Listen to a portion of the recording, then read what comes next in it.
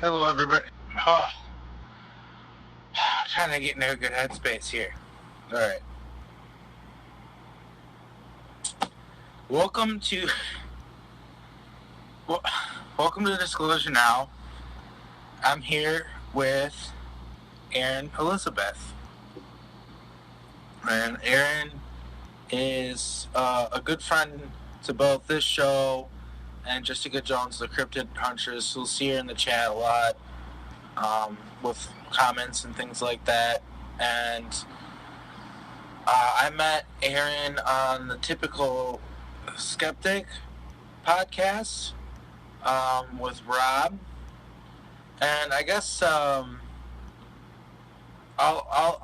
introduce you a little bit more, but I kind of want to ask you the question myself is like, what started attracting you to like this kind of information and like finding like my channel and like Jessica Jones and like Robert Khalil and the Typical Skeptic podcast and all these other pages? Like, what was it that led you to that?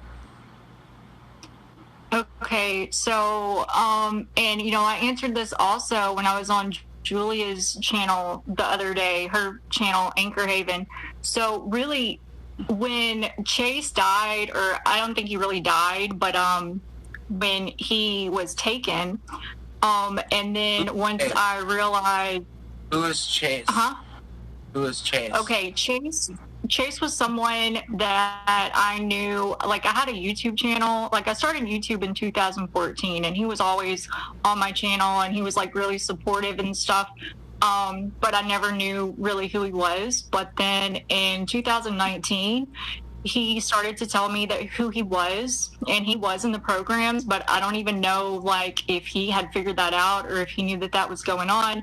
But he had like a whole lot of information, and he was telling me like all this stuff. He was warning me about my enemies, and everything. And like also at that time in my life that he began to talk to me, I started to get like things started to get a lot more dangerous as far as like people around me and just situations and stuff.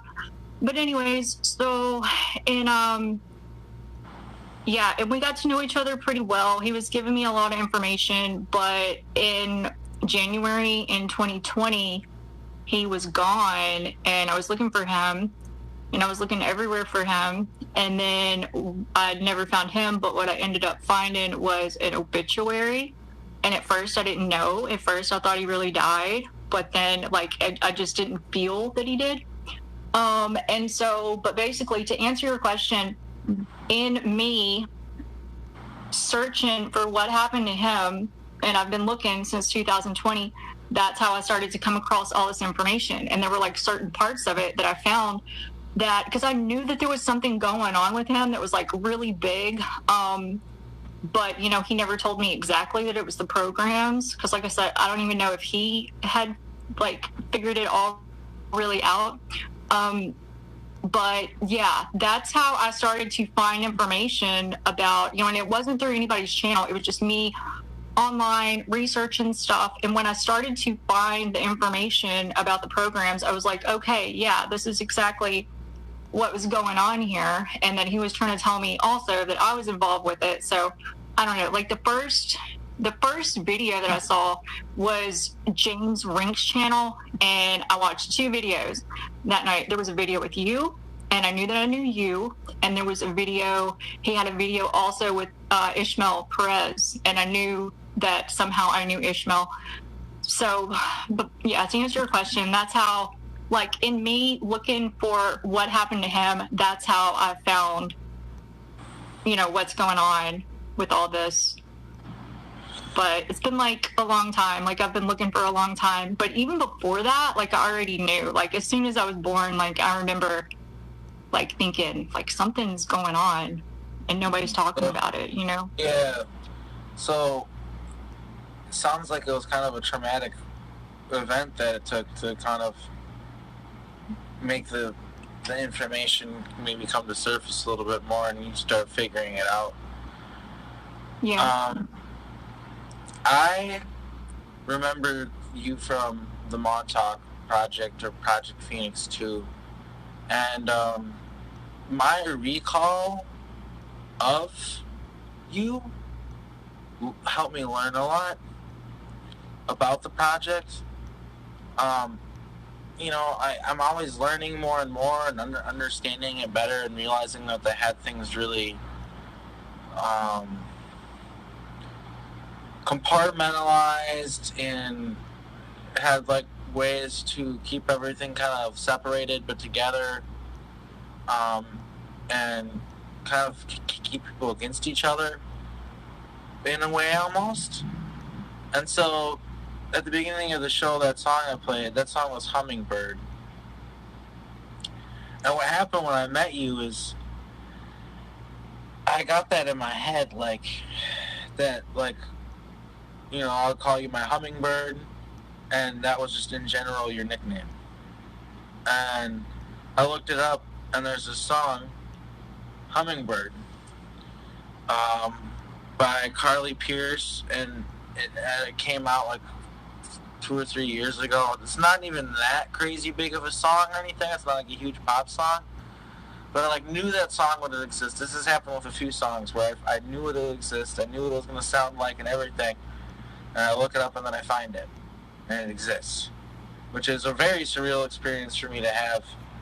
And when I have stuff like that happen to me, like when people try to tell me that like I'm tripping and like this isn't real, like you'd have to be in my shoes to understand how real it is when it happens. When you remember a song and you look it up and you find it, I mean that's some crazy stuff to have happen.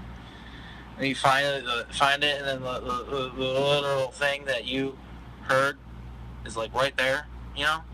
It's a pretty crazy thing. And what that song was about, it was I've tried to explain this. I've explained this many times, but it's good to reiterate because I've noticed that a lot of people still don't really understand it.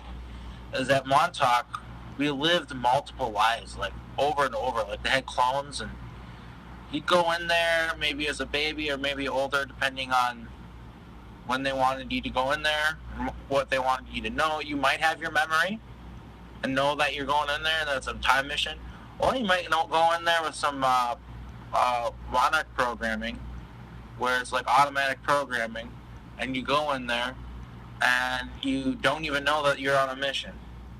Either way, regardless, they'd send us on missions that were entire lifetimes. And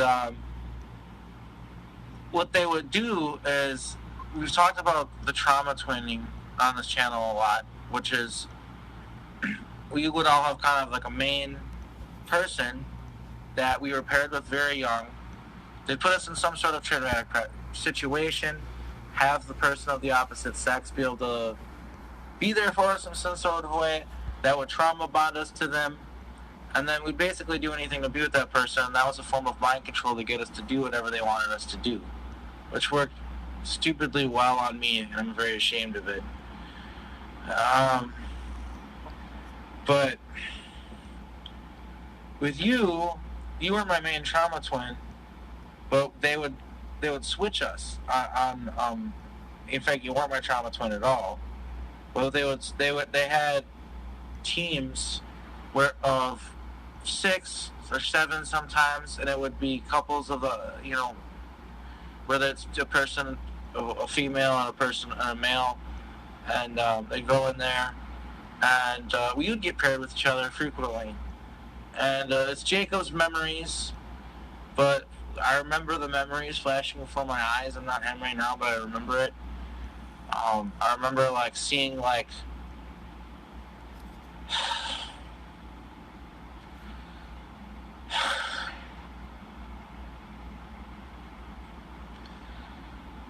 sorry, just give me a second.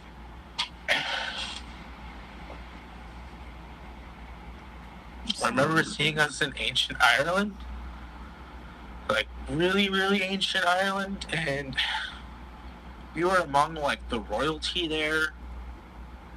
I don't know if we literally were in the aristocracy, like, or the royalty. Excuse me, the royalty, but we were part of like we're well off. I don't remember why we were there. I don't remember what we were doing, but I remember we had a whole life. Like, we had children. We had a home. It's like, it was a whole life. And there was multiple ones. Multiple lives that I lived with you. And it's just one of them. And I remember that song, and people can look it up if they want. You know, I just played like a tiny little clip to not get copyright struck, because I think if it has to be like over 30 seconds or a certain amount of time. But basically, it was about, and you can read the lyrics, and it'll kind of, you'll be like, oh, okay, that makes sense. But it was basically about how we loved each other deeply, and I knew that, and you knew that, but we had to basically pretend that we didn't, because they believed at the Montauk, they believed that if you were like in love, that's like a weakness. You know, you're not going to work as efficiently, and not only that, they will use it against you. You know, and is it likely that one of the ways that they will use it against you would be taking that person away from you to the point where you never see them again. You know, which happened to me with a few people, multiple people in the project, people I cared about. They took them away from me and I never saw them again. When they took people away from you, you didn't get to ask them why or when you're gonna see them again. You didn't get to ask those kind of questions. It wasn't like that. Like, people don't understand. It wasn't like the real world, like the normal world. It wasn't like that. It was a crazy, fucked up place. Like, and it literally a place that was so fucked up where loving a person and caring about a person could be, you could get like reprimanded for it. You could like get in trouble for it. And so that's what that song was about. And I know for a fact that, you know, and this isn't all tears, so I'd have to talk to her about it, but it emotionally damaged me, wondering if you loved me or not. I knew I loved you. And you have to wonder if the person is putting up like a charade, if it's all for the missions that you're on and all that, because you gotta play the part. They were a couple. We were supposed to act like a couple. 9 out of 10 times, you know? And yeah, it's just meeting you has been a whole whirlwind in my life, actually, you know, which people might know about it or might not know about it. It was a little tiny bit of a public thing, but I don't really want to get into the details. But yeah, it was just I remember you from that project, and I also